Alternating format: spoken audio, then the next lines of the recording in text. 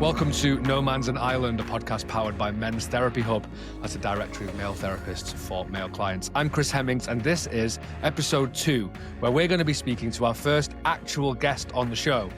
Not that Jet Stone wasn't great in episode 1, it's just that he's a co-host, so he doesn't really count as a guest. That first proper guest is Luke Ambler. Hey, Luke. Hey, guys. So for those of you that don't know Luke, he's got a pretty amazing story to tell. And his story is directly tied up with the work that he does. He's the founder of Andy's Man Club, one of the 4 charities Men's Therapy Hub is donating to as part of our advocacy drive. To me, both Luke and Andy's Man Club are inspirational, but I don't really want to spoil the story by saying too much now, because all I will say is that Andy's Man Club is a place where over 6,000 men go every week to meet with other men, to talk, to listen, to feel seen, heard, and understood. They are spaces run by men, for men, and I know they've helped countless men out of loneliness and mental health challenges. So we finally tracked you down after you've had a crazy busy few weeks, Luke, and we're going to get to that. The first question that we're always going to be asking on this show is, what brought you into this space and doing this work, which actually for you is the big one? Now, I know you've told this story countless times before, but I would really love to hear it firsthand. So can you shed some light on that for us? Yeah, I think how I got into this space might even be news to you. I think obviously the work with Andy's Man Club is very public. People know that, but I've been working in this space for 15 years now. I'll dive into that in a little bit. Let's give you some food for thought about how I actually got into this space. So Okay. I'll let you ask some questions on that. But what most people will want to know is, how did I become involved with Andy's Man Club, I guess? And I say involved, how did I create Andy's Man Club? Back in April 2016, tragically, my brother-in-law took his life. Just to set the scene, he were a pretty normal weekend. He'd gone and watched his old football team play football. They'd managed to convince him to get his boots on because they were a man down. He ends up playing, has a good game, goes and gets his daughter and my partner, his sister, and the kids, and they all got to play gym together while I'm playing rugby. And then after that, I go back and meet them all. Mother-in-law's house for Sunday dinner, and we're having banter like lads usually do. He seemed in pretty good spirits. Had a few bits going on, but note that didn't seem like he could handle, or that he wasn't handling. And then he got up the next day, went to work, and didn't return home that night. And I'll never forget Tuesday morning getting a call off my mother-in-law Elaine, just saying our Andrew's dead. And I remember just being in this world of like, what, how, why? I didn't have no clue what was going on. And at the time, I had Alfie in the car with me, who was my stepson, who were so close to his uncle Andy, and he was only 6-year-old at the time. So I dropped him off at the rugby ground when I was going to deliver a rugby camp, and then jumped to my car and shot to my mother-in-law's house, not really knowing how he died. And I remember struggling to say how he died, and then eventually just come out the words that he took his life. And I just remember being like, somebody just punched me in the stomach and thinking, wow, it can't be true. What do you mean? He can't have took his life. You were at my house yesterday. I'm seeing him tomorrow. He's on about buying an house. I just look, he's took his life. And it were honestly like someone sucker punched me. But in that moment, I thought, if I feel this bad, how does she feel as a mum to tell me about her baby boy? I then decided, through a theory that I had called What's Next, which you can dive into in a little bit, but about what can I do about the problem we're facing here. And I guess it came out with this that I need to help out best I can. So I had to start delivering the news. So I told my partner that little brother took his life, and then it were onto family members and friends, and go get his car from where I'd left it. But I always say the single hardest thing I've done is having to tell Alfie and his nephew that his uncle had taken his life. Didn't quite deliver it, that deep. We just sort of said that, Andy is no longer with us. He's gone to heaven, and the screech in which he let out as a 6-year-old boy, I guess, will live with us forever. Sort of a big driving force. Yeah. And it were heavy. I think any parent listening will know that you have 2 jobs. We don't always get it right, but it's to provide and protect. And I felt like I couldn't protect him. And yeah, in a short version, because I don't want to go on too long, but ultimately we. I was driving home, all these questions going through my head about why, and I got right back to that root question of what are you going to do about it? And I was a professional rugby player at the time, and I started thinking about that. I'd never heard of suicide. I'd never had anyone close to me that I knew take their life. I'd never, as a rugby player, I'd talked on suicide. I had talks on checking my testicles. I had talks on heart screenings and drug use and alcohol use and everything that you could imagine, but no one had ever told me to check myself. And that made me think that if no one's ever done that to me as a professional rugby player at that point, and no one's definitely done it to Andy in the industry you were in. So I dived down this rabbit hole of suicide and the stats and all these, figures were leading to the biggest cause of death for my age. I'd never been told that. And they kept coming out with this common theme that men don't talk, men don't talk, men don't talk. And I thought, we've got to stop other families going through this. Even if we could stop one other family going through this, it'd be a nice thing to do. So I approached mother-in-law Elaine.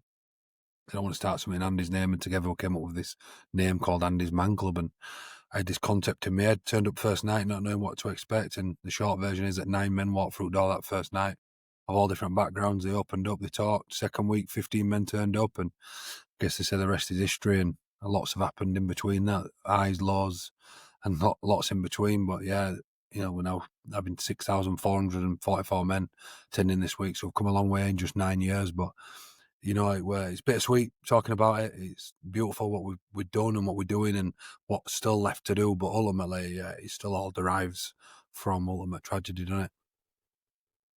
Mm-hmm. And so many of the men and not just men, the people who work in advocacy work, they are often driven by a personal story. I know I will have spoken about this multiple times on this podcast. By the time it finishes, if it ever does. But the really interesting thing for me about that is, so you were a professional rugby player, and like you said, you'd had all of these talks on, let's call it well-being, so health checks, prostate cancer, like all stuff that's really important. But actually, how old were you at the time? 26.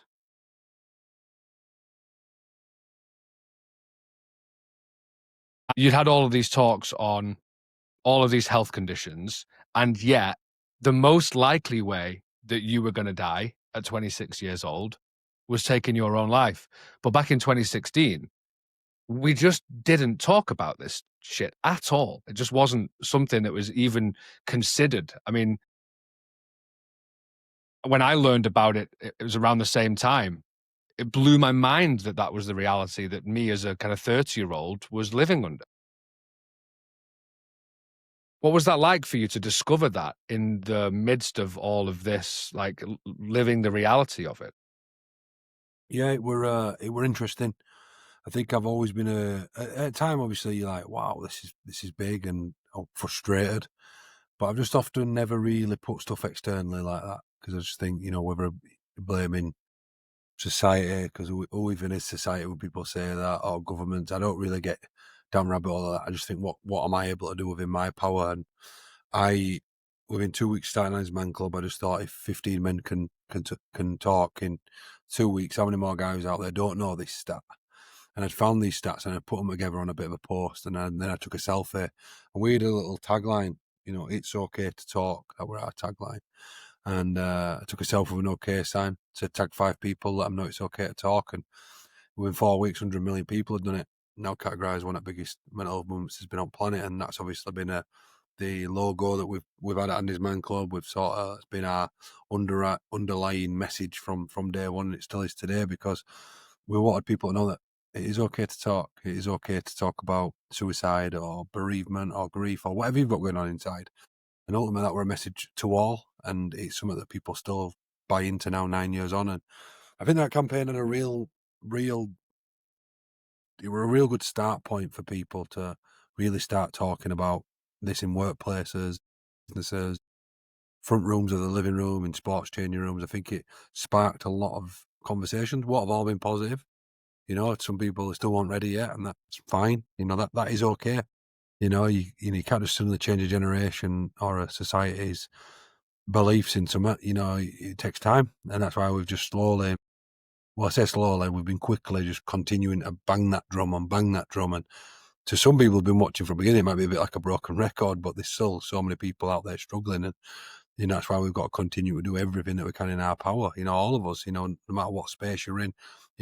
I've always said, whether it's Andy's Man Club, I don't really care about us being any type of front runner or big movement. Something that actually happened recently made me smile.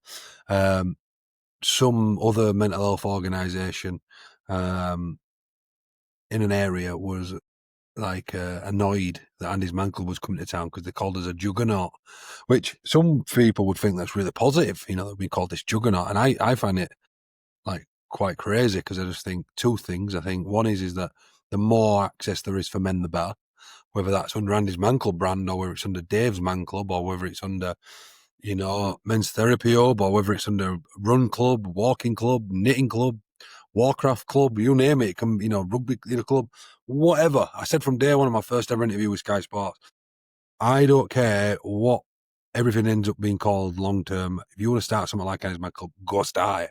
Because more things there is for men, the better. And I think anyone who believes that is doing it for the right reasons. Anyone who's worried about someone taking your numbers is clearly in it for the wrong reason. Because it's never about numbers. We only post our numbers not to say, look how amazing we are. For a few reasons. One is a lot of people doing a lot of awareness events for us. We want them to understand the impact that they're having. It's Numbers working. grow. Yeah, numbers grow because of what you're doing.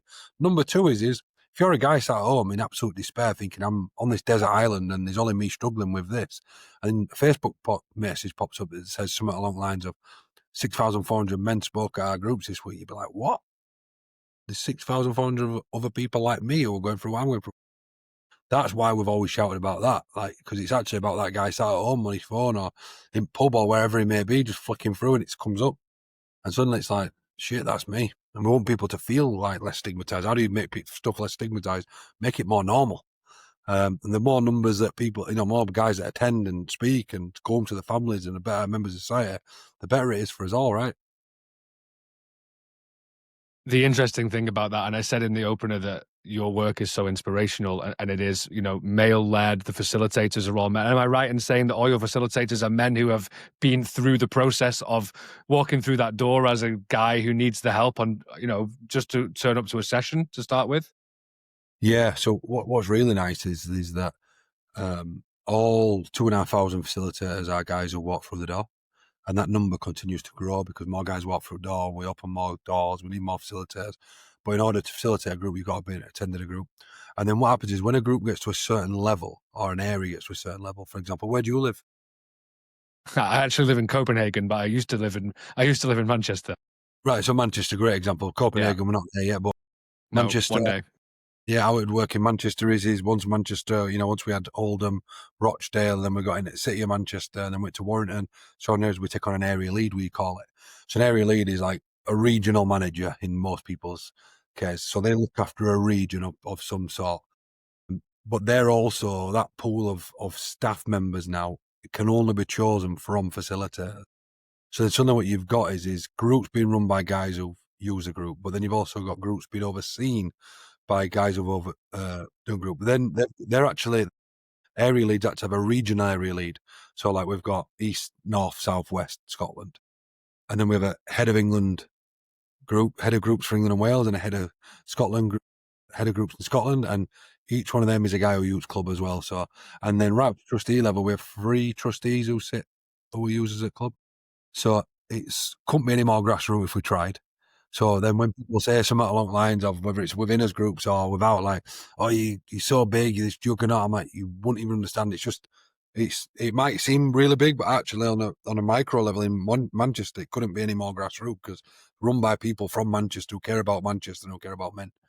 Right. So, and that's the thing for me that is so inspiring about it, is because it is by men, it's for men. And the thing that I love about that is, and I'll tell you that I've sent a few of my clients over the years who are struggling with loneliness to Andy's Man Club, because if it's in the area, go, because the fear is always people are going to laugh at me, people are going to judge me, and I say to them, okay, but the thing about Andy's Man Club is all of the people who were there were once you that walked through the door on that first day. And I didn't know about that structure. It's like the best pyramid scheme I've ever heard. And I love that. And the thing about Men's Therapy Hub, one of the things that I'm got come up with this marketing idea, which is like just like worried about therapy or unsure about therapy. It's like, we get it. We were too. It's like Men's Therapy Hub, male therapists for men. Because it's like, I remember when I first thought about going to therapy, I was trying to come up with any reason not to go, like any excuse not to go and like look into myself. And I'm also a part of some like private men's groups, and they are so beautiful when you get down to it. And the work that can be done in those spaces is brilliant. But, and here's the big question, or many big questions I want to ask you. You will have come up against a lot of skepticism from men, right? To say, doesn't feel like me. I don't feel like I'd fit in. Or the kind of the judgment that if you're wearing your Andy's Man Club t-shirt and some random bloke in a lift says to you, "Oh, I've heard of them, but like I don't feel like it's a place for me." What do you say to them? So interestingly, I think because we don't promote it in a sense of that you should come. So there's never really an hard sell to someone. You never really have that debate. Because what we're saying is we are open for this should you need it. So I think it's positioned very different maybe to a lot of other places. So there will obviously be skepticism in general, and we answer that through different marketing ways, through Facebook posts and Instagram, and different ways that we put posters out and different campaigns that we do. It'd be a running event. So how we, I guess, put the message out there is in very different ways to different people, whether it be guys on a construction site or not. But ultimately, our presentation and everything that we do is delivered by a guy who's been there. Everything. You know, like you go to a presentation around his man club, which will be free, by the way. You know, you turn up to a building site and there's a guy there, he works for Andy's Man Club or he's a volunteer at his man club. The organisation can make a donation, but it's free. So that guy's there for goodness of his heart. So he's telling you because he's once sat in a chair just like you. So he wants to help you. He wants everyone in that room to know about Andy's Man Club. But what we say is that Andy's Man Club is open for everyone, but it's not going to be for everyone. Some people need to go see a therapist. Some people need to go to a run club. Some people want to go to a gym. Some people want to go see a psychotherapist. Some people want to go see the GP. Everyone has different ways. And my big thing is exhaust all avenues, right? So what I'm trying to say out here is that you can never convince someone. I don't think you should ever try convince someone to come to your service or any service, because you'll know this yourself when you went through your struggles. It wasn't until you accepted there were a problem could you really get out. So that's the same for everyone, no matter whether you alcohol problems, drug problems, your mom, your dad, your partner could tell you to your blowing face. And there might come a shock in our mum, your partner's going to leave you. You know, your family say they've had enough because of whatever reason. But something comes to a point in your life where you hit a version of your rock bottom, whatever that may be, and you say, shit, I'm not right. I now need help. So you accept there's a problem. You then change all accountability from everyone else to yourself. So now it's my problem, which it always is. It is your problem. Your problem ain't Andy's Man Club's problem. Your problem is your problem. But you can bring that to Andy's Man Club for everyone in that room will help you. And how are they going to help you? They're not going to help you through some magic advice. They're not going to help you through some special therapy. What they're going to help you through is by listening to you and by telling you their story, which hopefully will give you the one thing that most people are lacking nowadays, which is hope. And I always say, what is hope? Hope is that tomorrow can be better than today in a nutshell, and that's it. And ultimately, that's Andy's Man Club's message. So when you're about that guy in that lift, the conversation would be not, you should come on his Man Club, mate, it's great. What is that Andy's Man Club? Oh, mate, we're talking groups of men. You know, some people it won't be for them, but I tell you what, mate, I've got a wristband here. Take it, you never know you might need it. But I tell you what, you might never know when someone in your life might need it. So a good thing for men, I always think, is positioning it. For example, if I had a friend that was struggling, and I always tell people this, he wouldn't necessarily be telling him he has to go. Tell him that you want to go, but you need him for support. And the amount of guys that do that and how much that works. So a dad might go with son, I'm struggling. I want to go to this group, but I don't want to go on my own. You know, it might be not for me. Son goes, I'll come with you. Next minute, son stays, dad goes home, son stays forever. Because son realised he needed it. Dad played a blinder.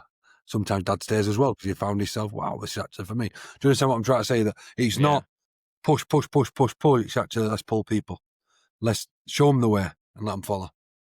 Force them through a door. Yeah, it's actually interestingly the same. We learned this in therapy school, which was to say, if somebody doesn't want to be in therapy, therapy won't work for them. If somebody has been coerced or like tricked or like pushed to coming into one of your groups, they're not going to be there with a mentality that is going to be beneficial for them or the group. Right? They have to want to be there for yourself. And I love that you know, the hope is that tomorrow will be better. And one of the other big beasts in this industry, Movember, they've released some research about well, it's a guide and like professional development for therapists who want to work with men. And what they talk about is this like emotional backpack and like the load that we carry as men. And it's not about throwing the backpack away or getting stronger to carry more. It's about, hey, can I take this brick out of this backpack and you just hold it for me for a second, and then I can look at it and think, actually, do I need to put that brick back in? Like, Yeah. why have I been carrying that around with me for so long? And you did a brilliant thing. I mean, you went through something like horrendous with your family, and you immediately turned to activism and advocacy. But the genius of it is you also created a space for yourself to start the process work required to heal from Andy's death. And I'm curious for you, you know, I hear you're from even further north than me in the UK, right? I can hear the accent. So, the north of England, there is a certain stereotype of men from up there that does hold true still in some respects. What was it like for you to have that first session? Do you remember? I mean, you must remember when you sat down for the first time and there's you and 8 other guys in the room, and it's like, all right, now what? Like, what was that experience like for you to dare to do that for the first time? Yeah, really daunting because you don't know what to expect. You don't know if anyone's going to turn up. You don't know if it's going to be for anyone. What are people going to talk about? Are they going to talk? And the first night were still the best night of my entire Andy's Man Club involvement. With these blokes in there, and there were a little foam ball on the floor, and I picked it up and I was just picking it. And an older bloke said, "Chuck us that ball cock." So I chucked him ball. And just offloaded about his life and losing his son, not to suicide, but, still tragically lost his son and ultimately threw it to another guy. And that guy caught it and he suddenly forced up on having to tell his story. And then this were very different. Andy's Man Club don't run like this now. And suddenly all these guys all shared the story. Second week, they all did it. And then third week, like, right, we've heard everyone's story now. We've got to actually put some structure around this because otherwise we all just keep telling each other the same story. And, but the first night was so powerful because everyone just opened up and talked. And I'd already been doing a lot about my own life. And I've been on a real lifelong personal development journey, from a pretty young age. So I probably were already in a really good position to deliver that space to people because I'd already been through a lot. I'd already been through my worst point personally. That whole situation was horrendous, but it was far worse for my family than it was for me because one, it was their little brother, their son, right? Not that I didn't deeply care about him and still do, but I'm not going to try and say for anyone listening that it were harder for me than my partner losing their little brother because it wasn't, right? But I was probably in a space from the stuff I'd personally been through for my own life to be in a position mentally to be able to handle that burden of starting that and having those 8 guys there. So I'll probably come in at it from a different place of that. I wasn't there to necessarily talk about anything that was going on in my life right there, but things I'd been through like they all had been through. But I probably were in that space where I was more ready to lead that movement, from that point because I was already in that headspace to be able to say, no matter what life throws at us, we're ready to go.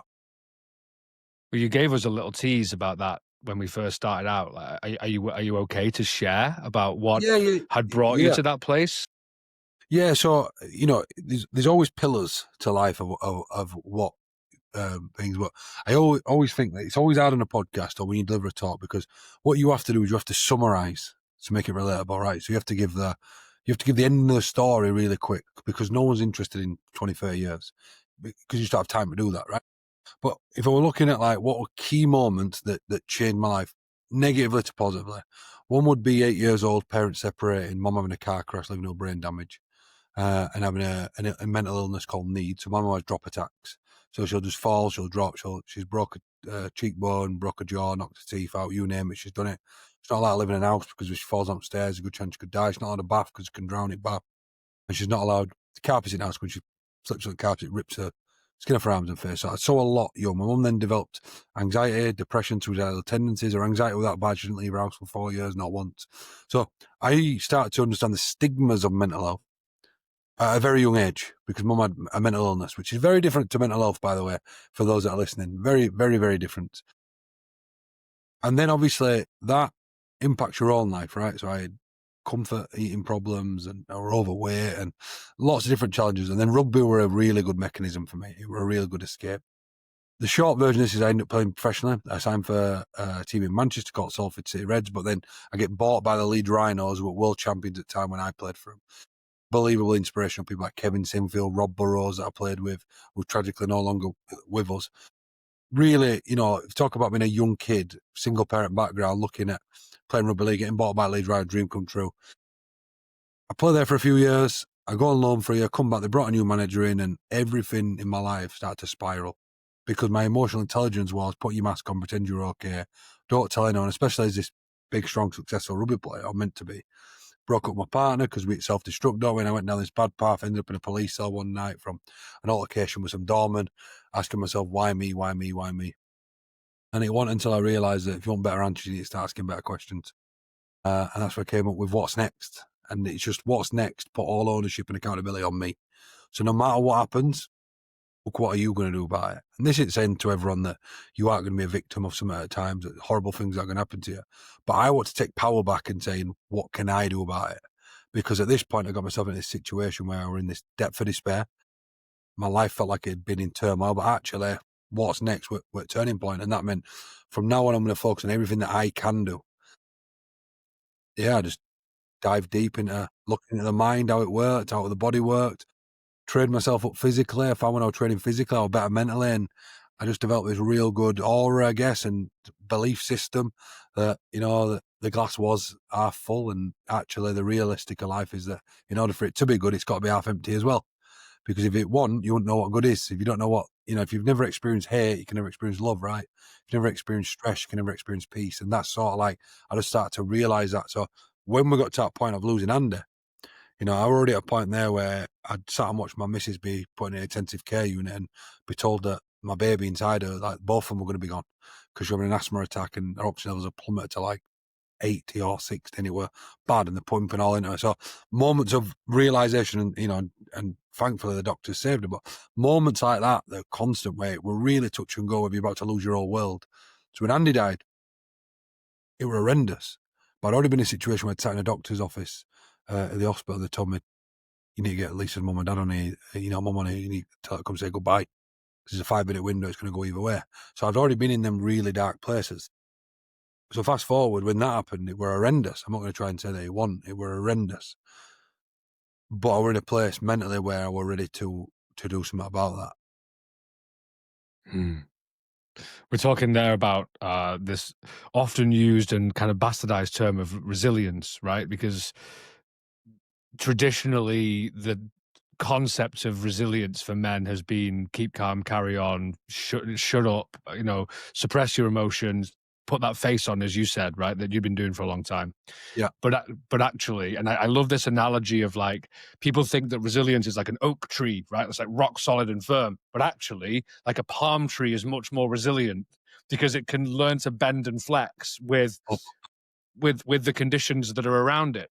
And that sounds like what you had learned to do, is that how can I learn to bend and flex? How can I expand my emotional bandwidth whilst also saying I have to take accountability for my own behavior? Not necessarily as a therapist, I will say, I don't think it's fair to blame yourself for the things that have happened to you in your past, particularly when you're a child, or the challenges that that were put in front of you as a kid. But as an adult, you do have the choice in some ways of how to start to change your responses to them. What was that like for you? How did it start to change the way that you interacted with the world around you? Yeah, I just want to pick up on that tree analogy because I think probably I've never really thought of resilience in this way, but it's more like a bamboo stick in it because bamboo's ultra strong but ultra flexible, and in order to grow bamboo, it's got to grow beneath the ground first for a long time before it shoots. So if and that's a little bit more Love that. probably recognised like resilience. I've never really thought about it until when you were giving trees the analogy, and I thought bamboo would be a great analogy for resilience because a lot of work's got to be done underneath ground first. A lot of strong roots have got to be put in place before you see the shoots. And once it's strong, the roots are very strong, but it will bend and even make scaffold out of it in some countries, don't they? So it's a very, very strong tree, plant, branch. So I think for me, you know, I live a bit of a weird mentality. You know what's interesting? I never really talk about this on podcasts actually, so I think it's good sometimes to dive into stuff different. So I at 15, a bit of a shit time at rugby, just performance wise. Other bits and bats happening, no drastic mental health wise, just stuff happening where you just like need to. And I found a jiu-jitsu class, right? It's before the boom of jiu-jitsu, right? We're really underground then. I went to this jiu-jitsu, and the guy who were running it were actually a former Buddhist monk, right? So he'd teach us around lessons of Buddhism at the time. So found that my name's Luke Benedict, right, by the way, so you can't get a more Catholic man. I'm from a big Irish family, played for Ireland, so very Catholic upbringing, altar boy, you name it, right? But I related so much to this concept of Buddhism. I like to call it a religion because it's more of a theory, a set of theories, a set of beliefs, right? But I really connected to it. And what's beautiful about Buddhism is that all suffering comes from attachment, right? And I start to realize it's so true when, you know, I want to be able to play for Leeds, I want to play for Leeds, I want to play for Leeds, can't play for Leeds, but I really want to play for Leeds. That's where all angst comes from, right? All anger, all frustration. And what I started to realize is that if you think about now in therapy, like it's a lot of practices that people teach around breathing, you know, around mindfulness, around meditation, around being present, around grounding, all derived from Hinduism originally. All modern Western psychology derives from Eastern philosophy. All right, it's crazy. Right, that's the point we've got to. And I think I'd been reading a lot about this. So I think my outlook on life is that I genuinely, it's really ironic I run a suicide prevention charity. And I say ironic because probably could have been a mindset that I could have had a better mindset at the time of starting it. That I love life and everything about life, good and the bad. I think you've got to take it all. You got to take it, you know, every single bit of it, because every single thing. I hate saying, "Would you go back and change anything about your life?" No, because I can't. So I don't even want to put myself in that mind space. Well, yeah, you know, if my mum didn't have a car crash, because mum didn't have a car crash, then how would my life be? Would I have been a professional rugby player? Would I have opportunities? If I could save my mum, 1,000,000% I would love to, from whatever she went through, but I can't. So I wouldn't even put myself in that. So I view my life like that. I don't view stuff on when I get asked, could the government do more to better mental health? Because that's not going to change whether they do or don't. What changes it is honest, real conversation with what we can control right now, right? It's putting yourself in situations that other people find inspiring, whether it be in a physical challenge, whether it be having an honest conversation. Ultimately, it's about being vulnerable, innit? Vulnerable in any capacity that you, and that's how you create strength. So when you ask the question about how do I view life or how was all them things shape me, it's just shaped me to really appreciate life. I don't take life for granted in any single way, in any way. I don't. And I don't wait for a funeral to say we've got to live more. I, to my family and closest people's demise at times or frustration, I try and soak or suck every single second out of life. And when I say to their demise, because my missus is more of an introvert and I'm this big bundle of energy at times, it can be quite draining for people like that, can't it? But I just love it. I just love every single thing about life, whether it be out camping with kids or it be whatever it is. I just want to each and every moment try fill it with something purposeful, because one day, boom, you know, I could post this podcast tonight and tomorrow be gone. And it's just like, what will your legacy? And that's what I ultimately think about each and every day. Like, one day this is all going to be over. Like, let's fucking ride it out with a smile on his face. I'm not saying that everyone can do that, by the way. You know, I'm not validating that people go through struggles and what's going on in the brain, you know, isn't really tough in situations, because I don't want it to come across like that. But that's just my belief. Just like kids believe Santa comes down chimney. It's a really nice thing to believe, whether it's true or not, right? I believe that it's just nice to live and laugh much as I can, because one day it's going to be taken away from me when I probably least don't want it to happen. So that's just sort of like my belief personally.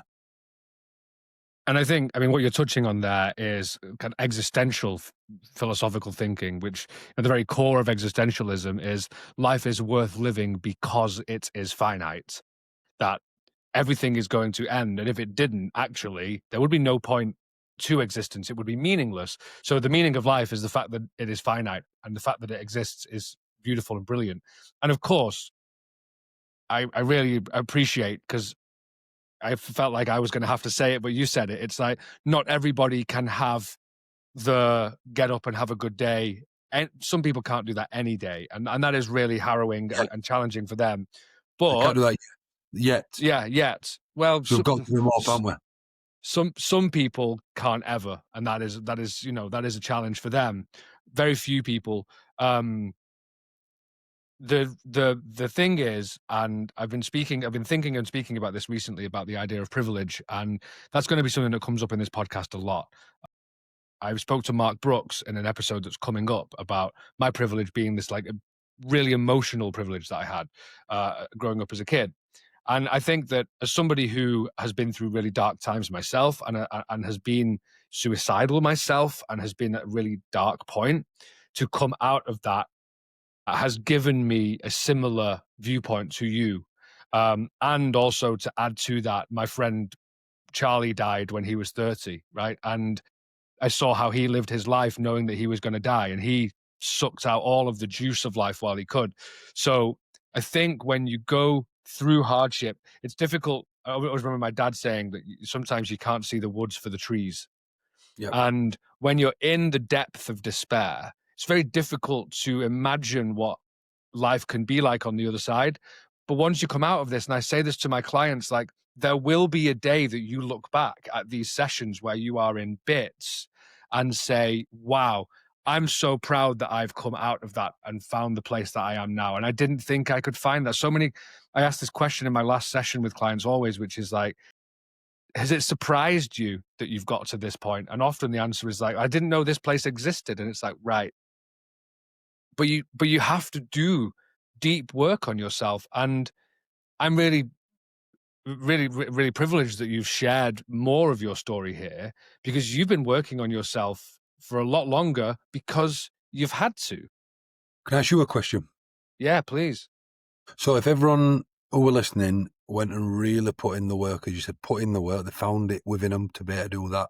Maybe they started off small, they dug deep, they learned about themselves, they got vulnerable, they opened up more. Everyone would then have a chance, right?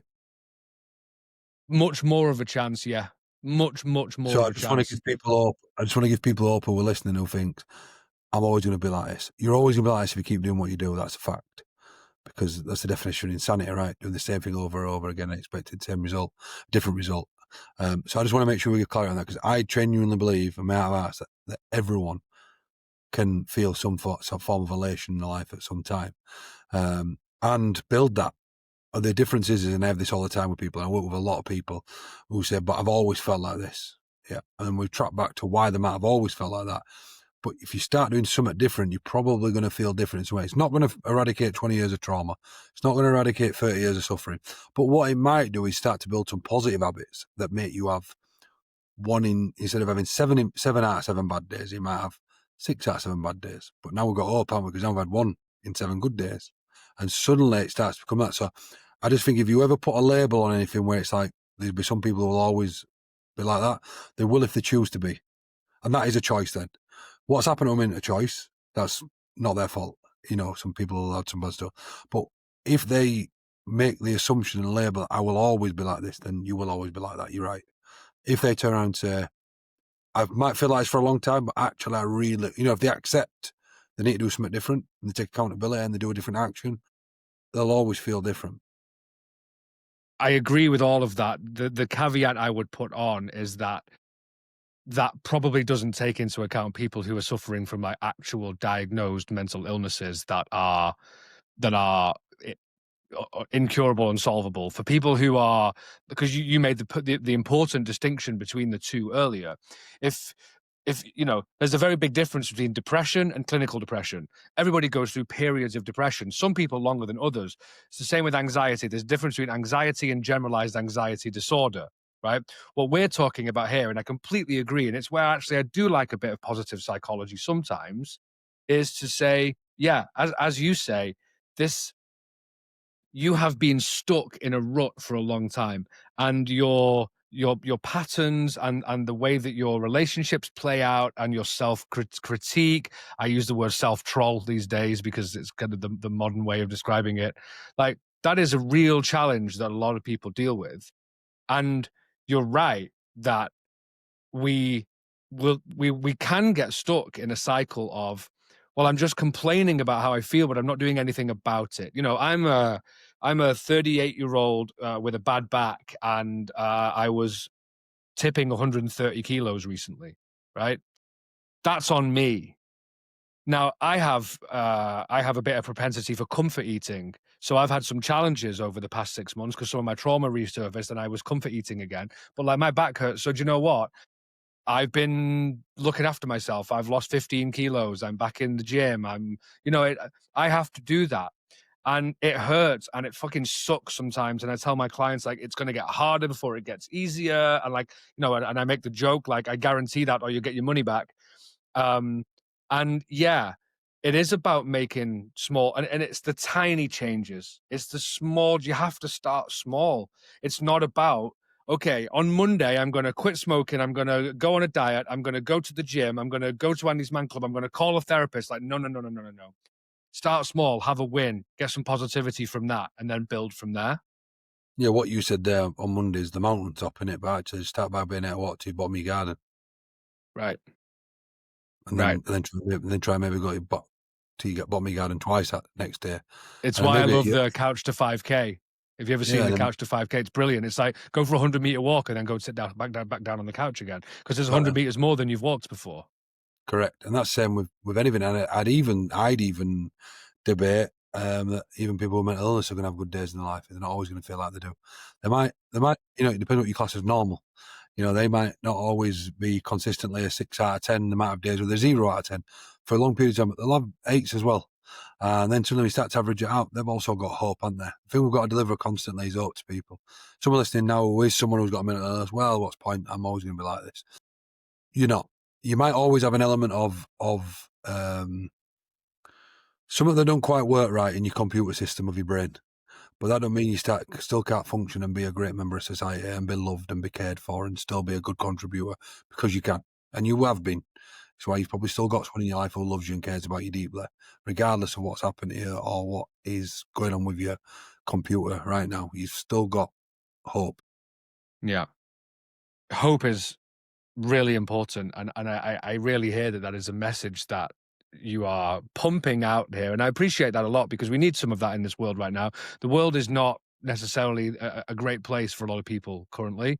One of the things I wanted to ask is, so 6,400 odd men are coming every week, and you've not met all of them, and that probably means there's been 10,000 or more guys who've come through the doors over that time. Like that's just who was there last week. Um, you will have met some incredibly inspiring people doing this work. I would like to ask if there are any particular stories or individuals that have, like, really stuck out for you, and then to say, like, is it them that keeps you going? Like, what is it that inspires you to keep going to do this work? Great question. I think I've met so many, whether it be younger guys who are 18 come for the first time, or we've had people who are 86. I think we have so many men who come, and just on that, of the 6,400 this week, 600 were new faces. We have 10% new faces every week. So, people don't come for whether they're ill or other reasons, or they're on holiday, so I think by end of year, usually we'll have had, 100,000 hits, as in 100,000 people have been through the door. They're not individual, but we'll have about 20 to 30,000 new faces a year come through our door. Wow. Yeah, which is a lot of men. So it's not necessarily the same men who come all the time. Some come for a week, don't come again. Some come for 3 weeks, some come for every week for forever. But on average, we have about 500 men a week. Times that by 50, 40 weeks a year, 25,000 men through door this year on average. We'll have had brand new faces who come through door. So it's a lot of men. So there's a lot of stories doing that. And I just find anyone inspiring who's come. I actually sometimes find people as inspiring who are never going to walk through a door. Went and did Great North Run recently. I was talking about a young lad, and he'd said, he didn't know who I was, and I love that. And I said, why are you running for Andy's Man Club? I'm running at the same time, at best, and I was going around asking everyone. And he said, 'Cause it saved my life.' And I said, 'Oh, really? Like, what group do you got?' And he says, 'Oh, I don't go to a group.' He goes, 'It's just online.' So you got an online group?" And he said, No, I didn't know there was an online group." He says, "I just follow all content, and it's really just, it saved my life. It's given me something." And I was like, that's what inspires me. And ultimately, another thing that inspires me is like the families who've lost people. That inspires me more than anything, because the pain that they're going through, that inspires me to keep going, to keep pushing.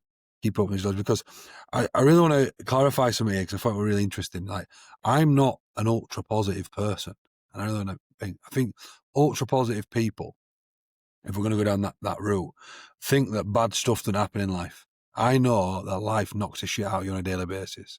Like, I aside from Andy's Man Clubs, I'm voluntary CEO of Andy's Man Club, which means I don't get paid for it. Right? Never have, never will. Right? Well, you never know what could happen in life. So, but I like to say that I never will, because it's a passion to me. But I never plan on working for it. Although I'm full-time voluntary CEO, which means I run it like a normal CEO does. Apart from today, I was doing tip runs for it. So I still do the ground level stuff too. And I'm telling you that because I then do a lot of diverse work in my own work that I do. So my own business, a mad life. We run projects in prisons, regular. We're part of the healthcare system in there. Worked in 61 prisons with country's most violent and most vulnerable offenders. Most complex units you'd imagine, people with personality disorders. And I just think every single person I meet from the most diverse backgrounds, whether it's a primary school kid in school, whether it's working in a prison, is that life smacks us harder than you could ever imagine on a continuous basis. And it's not pretending that you're not getting punched in the face. That's what positive means to me. If positivity means that I'm never going to get punched in the face. Life's always going to be great. No. My way of living is that you're going to get whacked in the face. It's going to hurt from time to time. Then we dust ourselves down and we see if we can go again. And we try and deal with the things that are knocking us down in the first place. Because that's what I'm a big believer in, like dealing with the things that are knocking you down. Is that past trauma? Is it relationship issues because maybe how you got treated? Is it your interpretation of your relationship with your parents? You're not passing that on to your kids. That's my big thing. Like, let's deal with the roots. Let's get to roots and deal with that. So I find anyone inspiring in all the work that I do, from Andy's Man Club right through to the work we do with Amblers, is anyone who's just trying the best. That's all I mean. I tell my kids this all the time. My kids are phenomenal athletes. And I say, I never care if you win. I just care that you try your best. And if your best that day means that you win, great. If your best means that you don't. But I'd rather you try your best and lose than just coast and win. I want you to always feel like you're dominating, right? And that don't mean dominating others. It means them coming off whatever they do, whether that be schooling, life, relationships, friendships, knowing I'm giving my all. And that's the same with mental health, right? As long as we can all look at ourselves in the mirror and say, you know what? My life might not be perfect. I might be struggling, but I'm trying my best. And that's the same with Andy's Man Club. I just love going and seeing guys who are just trying the best. And the facilitators are people who I find massively inspiring, because they're the ones who put their hand up and says, I want to give back. I want to help other guys. And without them, there is no Andy's Man Club. So we need them. And then there's the area leads and all the other staff. And behind the area leads, you've got the admin staff who are answering the emails every single day. And there's hundreds and hundreds of them. No, they were getting them from me when I was trying to track you down. And then you've got people like, dealing with the partnerships. And, there's so much that goes on in this cog. And I think to individualize any one person, and I'm not trying to cop out from that, it's too big now of a movement to pick one individual, because there's so many people that make this movement so special, from the mother going out and doing great North Run because she lost her son tragically, on his 40th birthday, and that's a real life story, through to a kid who is giving wristbands out because tragically lost his dad, which is horrendous, right through to the brother who wants to now do something crazy for us, like row across the Atlantic because the group saved his brother, and his brother's still here today. So there's so many inspiring stories that I see every single, and I see myself on social media for Andy's Man Club. I see someone just ran from Bournemouth to Paris. Unbelievable. I've just seen that, there's stuff happening all the time where I'm like, wow, how blessed are we to have so many people who care about this cause, because we're forever indebted to those people, aren't we? Because without them, they're into mission, they're into movement. Yeah. I'm going to retract that you're a positive person and call you an optimistic realist instead. I think That's what I call seems... myself. An optimistic realist is what I call myself. Really? Okay, Yeah, great. Mad that, yeah. Love that. Okay, great. Well, then we're in sync on that. Excellent. Because I won't calling you out. I just think we live in a world where people talk about positive and toxic positive. And I don't really believe in any of that. I think if someone wants to be positive and that's how they want to live their life, perfect, let them. Because for somewhere that makes them tick. If someone wants to live their life where, they see the darker stuff because it makes them get through. I am this person that, you do what you do this is to everyone, find your thing that gets you through each day. And that's the main bit in it. And I'm sorry, I want to retract that. Don't say through each day, because I think that's a terrible saying, get through each day. I know sometimes in life you've got to get through a day, but actually we've just been talking about how we don't know when his last day is going to be, haven't we? So I hope people can live each day. As best as they can. And that was what you just talked about there with your kids. And that, I love a good segue, because that was going to be my next question. Because the question I was going to ask was, what does success look like on like a single Monday night for Andy's Man Club? But I kind of want to change the focus of the question, because when I do men's mental health talks in businesses, one of my big focuses is on this weird concept of success, right? And how success for men in particular seems to have this like aesthetic. And when I ask the guys in the room, it's like nice house, fast car, hot wife, and it's weird that it's like in that order. And then like these days, it's like hotel, holidays in Dubai for some reason, which I'll never understand. And like, whatever. There's this like aesthetic of success. I was on LinkedIn today, and I had a post do quite well on LinkedIn today, which is a first for me. And then I saw a guy post, it's like on Twitter, you would call it a subtweet, right? And he was like, I see all of these people trying to start these new men's therapy platforms. And I just think therapy doesn't work for men. So we need to stop trying to get men to go into therapy and start trying to get them to go actually into organizations like yours. Because we had a healthy conversation between the two of us, which rarely happens online. And I said to him, but I already know, because a guy messaged me, I already know that one guy is 4 sessions in with a therapist he found on Men's Therapy Hub, and he is already starting to see benefits in his life. So to me, if Men's Therapy Hub closes tomorrow, it has already been a success. Correct. Like, I don't care about look, if I wanted to make loads of money, I wouldn't be a fucking therapist. Like, to me, I also wouldn't be giving part of it away to your organization, right? Like, to me, this is bigger than that. And I wonder then, because I was going to ask you what success looks like for a single Monday night, but your Buddhism shines through, right? And your spirituality. So I know what your answer is going to be for that. So then how do you define your own success in life? And then also within Andy's Man Club. But I guess you can already say Andy's Man Club has been a success. If it closed overnight, it would be sad, but you would already deem like it has helped so many people. It's already been a success. Yeah, I think there's just so much to go. There's a full podcast just in that question, if I'm being honest, because and this can be real mad, right? I'm going to start with this because then we can track back. I don't think there's anything wrong with a guy wanting to have a certain type of house, have a certain type of car, if he wants a certain type of watch, certain type of partner in his head. I don't think there's anything wrong with having aspirations. I think we've actually lost aspirations. And I thought about this because I used to sort of think, because I'm not into those things, right?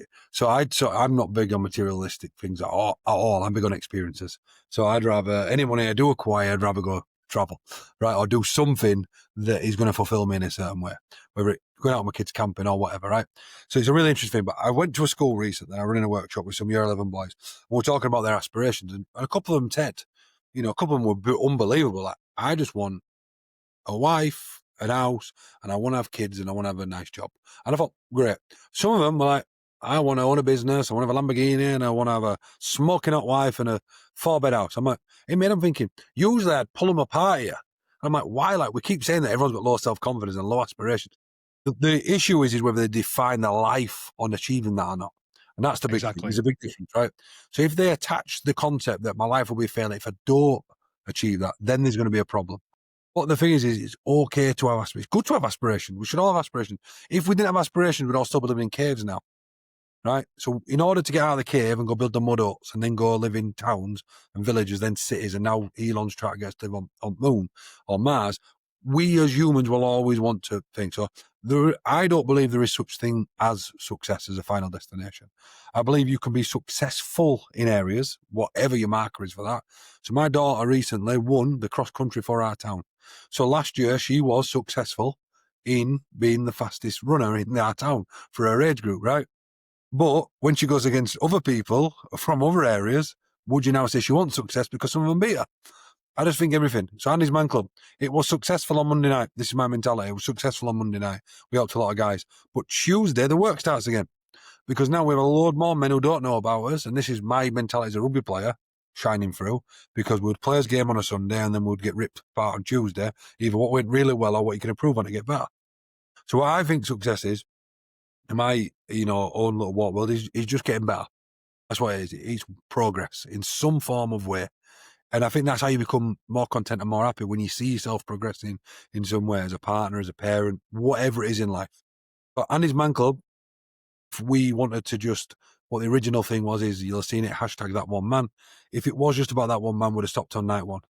So it was Yeah. bullshit, really, wasn't it? It's a nice saying. The fundamental thing is we'll help that one man, we'll help that one family. But if we'd wanted to do that, we'd be done now. Thanks for coming. We help that one man. Great. But you know, it's not about one man. It's about It's not. it's about what that one man represents to the people in his life. Correct. And that one man is one man in every town, every city, times by 1,000. So actually, when will his man club be a success? Well, he'll never have an end goal, because the ultimate end goal is that it no longer exists, which would be the perfect goal. And no other organisation I know of, his ultimate goal is that they don't want to exist, and we don't.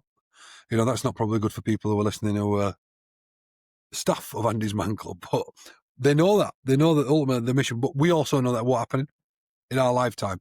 But I love it. My son grew up and just knew that actually, if he was struggling, just talk to your mates about it. And this is another thing I really want to get across. I have this with young lads all the time.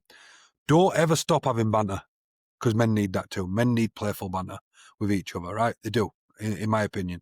We need to still be have love, because men show love different to women, right? Women are really good at being each other. I'm in a great group of mates where if any of us are ever like, there's something happening in his life, we're there for each other. But then away from that, if we're going out bike riding together, we're having playful banter, we're giving to each other. But we all thrive in that environment. But what I say to my son is you have to know your environment. So you know that lad there, Brad, making that name up, that name, Brad, he ain't about that. You know they don't respond. Don't be having that with him. Put your arm around him. This is where your emotional intelligence comes. You've got to know who you can have in that. But I think as men, when. And I have this with young lads all the time. I said, lads, the thing is I still think you should have banter, because we're all having banter with each other. You should still love each other. But you've got to get to a point where, as a man, you, not your group, you can say to your mates, listen, boys, banter aside for a bit, I need to talk to you. And then your group can be receptive to that. But you've got to do that. You as your group of mates.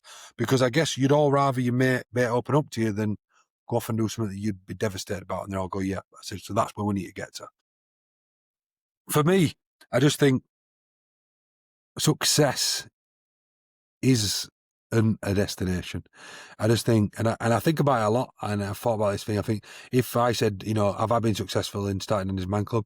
Some people would be like, yeah, you should be really proud of it. I'd say still loads to do. Still loads to do. Can't you be both? Can't you be proud of it and also consider that you have more to do? Okay, good. 100%. But I just think if you sit and clap yourself up, pat yourself on back too long, I think you should always. My big thing is that we are our own biggest critic at times. You need to be critical in order to be successful. If I want to be a better dad, I've got to look at myself and say, was the way I spoke to my son this morning acceptable? As an example here, was the interaction we had with each other? Were I on my own phone too much tonight when we went to be watching TV together?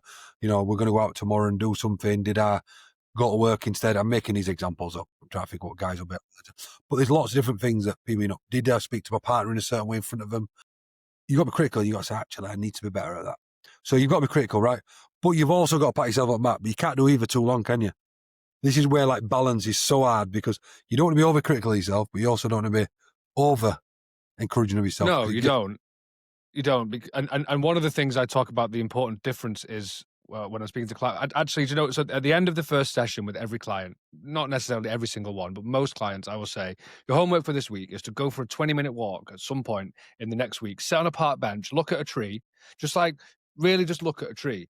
And I want you to try and tap into a feeling of pride about the fact that you've come here to do this work, because I know how much courage it took for you to dare to do this. And you have started a very difficult process. So that is, to me, tapping into, it's like putting positive energy on something that's difficult, because then, okay, if I can keep doing that, it's going to make it more likely I'm going to keep going on it.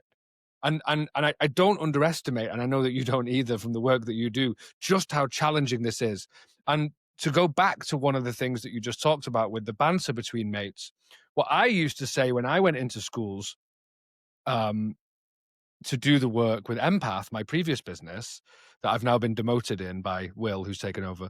I would say to these boys, similar to you. Okay, you have aspirations for all of these things. Okay. What happens if you don't achieve them?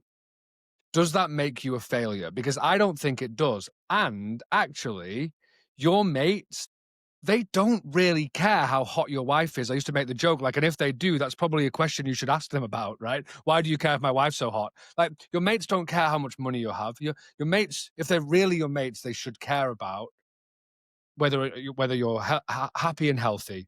Yeah. And then I would say, and with my mates, we've gone from up until my mid 20s, basically around the time my dad died, our relationship dynamic with my friends in London changed massively. I moved down there. I got a big group of friends down there.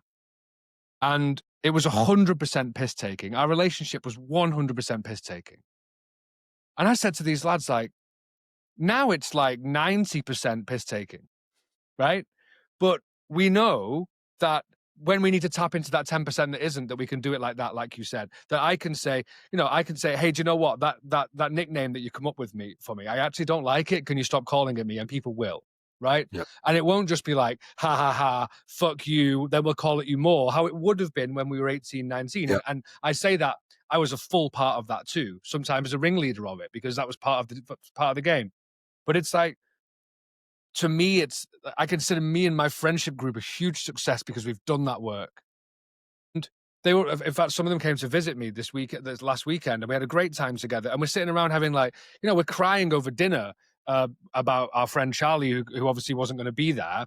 And 5 minutes later, like, our mate had said something utterly hilariously dumb, and we're all in like hysterical tears laughing about it. And it's like, that is the beauty of what can happen if we allow ourselves to put down. Because I think often this piss taking, and this is a rant from me now, I think often that piss taking between mates is one-upsmanship, trying to step over each other, trying to prove that we're superior, trying to be the dominant, the alpha, the sigma these days, if you're into that kind of thing.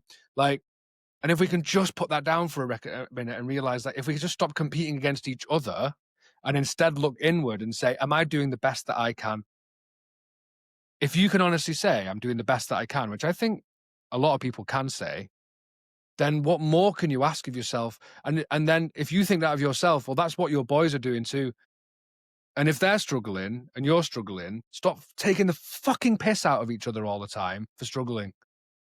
Because the saddest thing I've ever heard was a 15-year-old came up to me at the end of an assembly once, and he said, he's just been diagnosed. It makes me fucking cry thinking about this. He's just been diagnosed with a mental illness. And when he told his mates, they laughed at him. And I was just like devastated for him. And obviously I realized that's because they're scared and these lads don't know how to handle the information. But it's just this idea of success is like, so often for men, it's like stepping over each other and putting each other down. And if I had a magic wand, that's what I would change.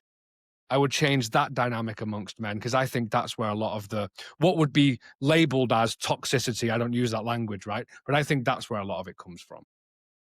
Yeah, I just think ultimately the root cause, root of everything is what's your intention.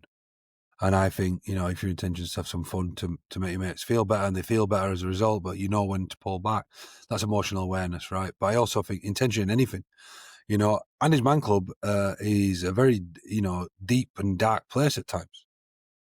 And when I say at times, I mean at times in that room, because we have 5 questions. And on question 3, it's going to get dark in some places. People can offload some big shares. But there's a reason why we have 4 and 5, which are always positive.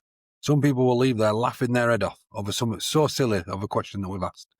They might also leave with something really nice. We might ask a question like this week where, we did it in the staff, but like, what's your love language? Well, some people will be really open there. It's like, my love language is physical touch. Some people might have made a joke in that, right? That might be a little joke, but people will laugh and people will love that. And what we want people to do is leave with a smile on the face, right? If people leave with a smile on the face, they've given themselves a chance, haven't they? And I think when I'm on about banter, I just think what we've got to do, I just think some stuff have become where people that instantly put labels that everything's toxic now, right? They do, right? I mentioned that banter. Well, that's really harsh that mentioned shouldn't have banter. You haven't said that. You said actually 90-10, which I love. And in some, in my group of mates, we might even have 80, 20, 70, 30. We go running, sauna, and have breakfast together on a Tuesday morning. And everyone in there will talk about business, about life. But then we'll also just, we'll give each other a bit, and everyone loves that, and everyone leaves laughing because everyone knows that everyone in that group is there because they love each other and there's an intention. And it's, most people in that group will say how, for that group of friends, it's made them a better man, ultimately. And I think ultimately, what's your intention? If you're calling someone out, for example, how I work is like, if me and you were chatting now and a couple others, and they're all like starting to slag Mark off for whatever reason, I'll approach Mark and not tell everyone's slagging off, but I might know, it might be that it's about Mark hasn't been doing something. So my thing is, I'll approach Mark, what's going on? Notice you haven't been doing X, Y, Z lately. Yeah, because of this. Right. And now I'll feedback. You're not Mark. Mom's ill. Lay off that, yeah? And I just think with anyone in life, let's address it. Let's get to the root of it. Because what's your intention? Is your intention to belittle someone? Or is it to go over and find out whether they're really okay and let's make you a better man? Let's help you out a long way. And I think ultimately, anything anyone's going to do in life, anyone's watching, what's your intention? Intention to be a better man? Oh, I think that's what we all want, right? What is success? For me, success, and this is where, I'm going to finish with it, on the success bit with this for you, is success to me is when my time's said and done and they throw a bit of soil in there. And, if I can somehow see my kids are sat in each other and go, you know what, Dad were good, wasn't he? Dad tried his best. I'll be happy. And he didn't get everything right. Correct. He was deeply flawed. He didn't get it right. Sometimes he shouted. Sometimes he didn't know what to do when we brought him. He said, you have 2 daughters. We talked to him about women stuff and he didn't know what to do with that at times. But you know what? He just tried his best, didn't he? Like he told us to do all the time. He just tried his best. I think I'll sit and think that's a success. Because I always think my Irish nana had 16 grandkids and she was deeply flawed. But everyone looked at her as a queen. Now you'd say that was successful, right? But it's what you market that as. So I just think to add a bit more context, my thing is like everyone aspire to what you want, but you might get there at the end of that rainbow and realise there wasn't really a pot of gold there. But at least you got to experience going for it, didn't you? But like you said, and I'm on that same wavelength, is that if you don't achieve it, how are you going to respond? And that's ultimately it, innit? Aspire to be what you want to be, try and make a change in the world. But yeah, stuff ain't always going to go your way, and how you respond to it not going your way is ultimately what you're going to be judged on, not whether you won or lost. I don't ever think there's such thing as a loss or a failure anyway. I don't think there's such a thing. We kind of think the opposite of success is failure. Like it's not necessarily failure, because failure is kind of finite, right? So yeah, I mean, you're right. We could have done an entire podcast episode on success, but we don't. We don't do that. Maybe one day I'll get you back on and we'll have that 100%. conversation about success. I Yeah. would like that. I want to get back to Andy's Man Club because that is the reason that we're here. And as I said, to me, really inspiring in terms of men creating a space for men. And it's what Men's Therapy was hoping to achieve, is that maybe men will see a therapy space that is by men for men and go, maybe I'll give this a try. So for the men who are, look, it's my job to convince people to come, the Men's Therapy Hub, or at least sell Men's Therapy Hub as a concept to them. What I want from you now is, so you just talked about the 5 questions. So a guy plucks up the courage, because it does take courage to come to one of your sessions on Monday night. They happen every Monday, and you can find out where they are on Andy's Man Club's website. When they walk through the door, can you talk us through what a session looks and feels like for them, and what is expected of them, and what those 5 questions are? Yeah, let's take them back out into the car park or out onto the street. Because at this point, anxiety is going to be at an all-time high. What if I'm judged? What if people don't understand? What's going to happen? There's going to be so many questions going through it. And then they're going to see a sweeper. And I don't mean a sweeping brush or a sweeping man. They're going to do what we call a sweeper, which will be a couple of guys from Andy's Man Club stood at the door, maybe having a bit of a laugh, talking to each other. And they're users just like you, but we call them facilitators. Got an Andy's Man Club top on, and they're going to spot you. And they're going to say, "Hiya, mate, what's your name?" And you're going to say, "My name's Luke." And they're going to say, "You with Andy's Man?" Go, "Yeah, come on in. Come over here and get yourself a brew." And there's going to be a free tea and coffee. There's no charge for Andy's Man Club. There's no referral needed. You just walk in, get yourself a tea and coffee. Someone probably at brew station will make you a tea and coffee. There'll be some free biscuits there. Grab yourself a biscuit, a couple of biscuits. Someone's wife or daughter or one of the members of the community might even have made a cake that week. Grab a slice. Sit yourself down. chairs will be out in a circle. You'll sit down, and then shortly after that, some guys might chat to you, some guys might be a bit more quiet because they might also be brand new and anxious. And then a facilitator, who was a guy who walked through the door like you, will introduce himself and then read a quick intro sheet just about the rules and guides of that session. He will then have a phone ball, the ball, we call it, right? The talking ball. He will then tell you rules, and then he's going to get kicked off with the first question. That first question is, what's your name? And you can make a name up if you want. It's just, you don't have to, it can be a secret forever. But your name and one positive reason why you're there, right? Ball's going to go around, and then we're going to start the real session. So we're going to find out why you're there, and it's going to be a nice thing. This gives you a quick chance to chat. You might just have a quick, hello, I don't know what my positive is, bang on, that might be fine. Then you're going to answer, how's your week been? And we can all answer that, lads, right? We can all answer how our week's been. It's been good, indifferent, shit. I don't want to talk about my week. It's been crap, right? Then we're going to ask for you for one positive of your week. And for you, it might have been walking through that door, right? It might have actually been, you can't wait to walk out that door at that moment. Then it's going to be a third question, which is anything to get off your chest. Somebody's not going to tell anyone your story for 3 weeks, right? You might sit there for 3 weeks and you might be looking at people's shoes. You might be a shoe watcher. Then you're going to be a knee watcher. Then you're going to be a stomach watcher. Then by the fourth week, you're going to be an eye watcher, right? Yeah. And then you're going to have 2 more questions that hopefully, and listen, by this point, hopefully you've listened to 10, 15, 18 other guys speak, and you start to relate to some of them and realise that you're not on your own. And then the fourth question might be like, what's something in your life that you're proud of and why? We'll always have an and why question when I attach some emotion to it. When I say, what am I grateful for and why? Who are you grateful for and why? We'll always have an and why question. Then we'll always finish with a quick fire question. But in between 4 and 5, depending how good the flow of the group's been, you'll always have a break after question 3. Get another drink if you want, some water, another cup of tea, another coffee, decaf if you don't want to drink too late. Get yourself another biscuit if you need some sugar in you. Have a wee, sit back down, go get some fresh air, then sit back down, and 4 and 5, we'll get deep on that question 4 and a positive deep. And then question 5 will be a quick fire question. That could be just something fun. Might be favourite movie, favourite guilty pleasure song, etc., etc. And you'll hear lots of different ones. And then end the session, you'll have the facilitator will close it off, and he'll invite you onto a closed Facebook group if you want extra support during the week. And then he'll depart. Everyone will probably shake hands or, give each other an high five or a fist bump or whatever that individual group might do to say goodbye.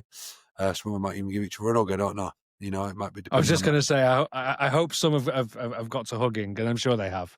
Yeah, well, I also don't want to scare a guy off. I don't want to go a lot of guys. So yeah, then they'll go outside. The hugs are optional. Yeah, some guys will then go outside and they'll continue an informal session. They'll just be talking outside until the door's locked, and then they'll all depart home. And hopefully, you'll feel a little bit lighter for doing so. Okay. Generally, do you find that there is a big mix of newbies and some who are ready to hit the ground running, and some who, like you said, they're the shoe watchers for 3-4 weeks before they even pick up the ball? Yeah, 100%. You've got some guys who are going to talk on first night. Some guys take 3 weeks to walk through the door, sit in car park for 3 weeks and drive home, come back, then drive home. And Lee Barnes, who works for us as a filmmaker, has just made that one man film powerful, right? And it shows lots of different people's stories within Andy's Man Club. It's so powerful, and it's a proper film with actors, and it's written in a way, and there's a bit in it where a guy sits in pub and he keeps looking over at group, and then he rings his wife when he leaves. Yeah, another good session. Until eventually, 3rd, 4th week, he actually goes. And it just reminded me of that movie, that film that Lee's made that's going to come out next year, that people will see that. There's so many guys like that where they sat outside, or they lied to the partner that I've been, yeah, of course I've been, yeah, we're good. And there'll also be a guy who just walks straight in first time. He's in despair, need this, goes in, then opens up. And that's what's so beautiful about it, right? Because everyone's journey is different. And, no one's journey is linear. No one's just comes in and has the exact same experience.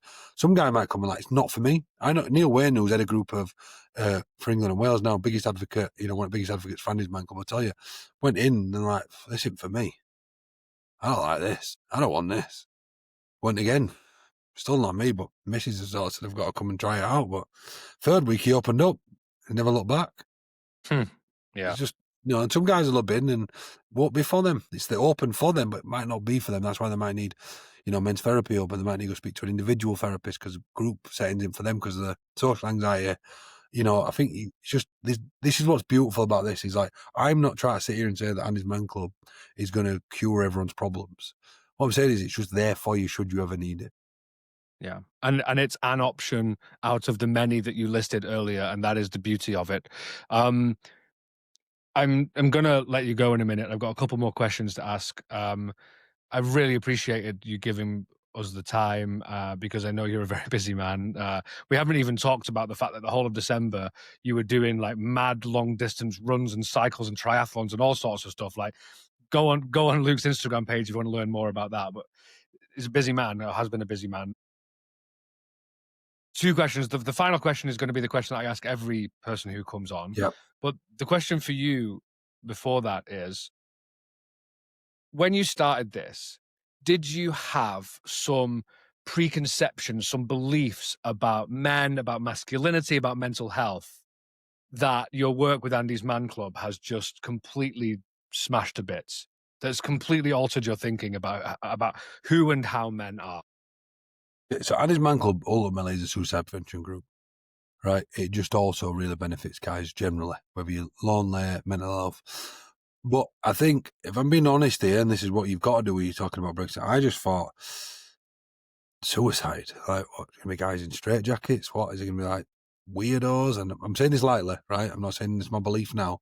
We talked about, has it changed anything? And I thought, then I started actually thinking about, well, Andy wasn't a weirdo, because I don't even know what a weirdo is now. This is what's changed my mind on stuff. We have this idea of what it could be, and it's everyone, right?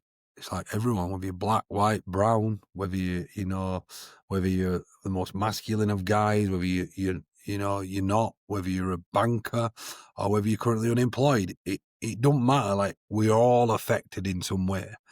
And I think what Andy's Mango's taught me is that whether you're an 86-year-old man or whether you're an 18-year-old man, we can all sit together as men and still chat. Because go right back to caveman days, this is what men did. Even in some tribes now, men still sit and circle around fires and talk. And I think this is just like what we're getting back to as root. And I think it's what's so powerful about being run by men. And I think I didn't know what to expect. I just believed that men wouldn't talk. That we're going to take a long time to get these guys to talk. And then it just became so normal. And like now guys in these groups just talk and, about anything. And it's beautiful, right? That guys feel that they can go to a space like that and just open up and connect and feel heard ultimately. And I think that's what it's changed. It's just changed this ability that you can go to a group like that and that we're normal. And that's why I said preconceptions of straitjackets and weirdos. And I use that language on purpose because that's what some people are thinking now. I got that. What's that going to be about? Therapy? What are they going to do? Put me in straight? No, it's just two guys having a chat. You're going to speak to your therapist, Right. who's like you, who's been through some trauma and wants to give back. And ultimately, that's the same as Andy's Man Club. Just they do it for groups rather than individuals. And that's ultimately anyone. And I hear it all the time, my therapists don't get it, or psychologists don't get it. No, they do. That's why they do it. No one I've ever met. And I've worked with hundreds of thousands of people now in my career. Every single person who works in this field does it because they care. And I think once you understand that, it changes the game. Yeah.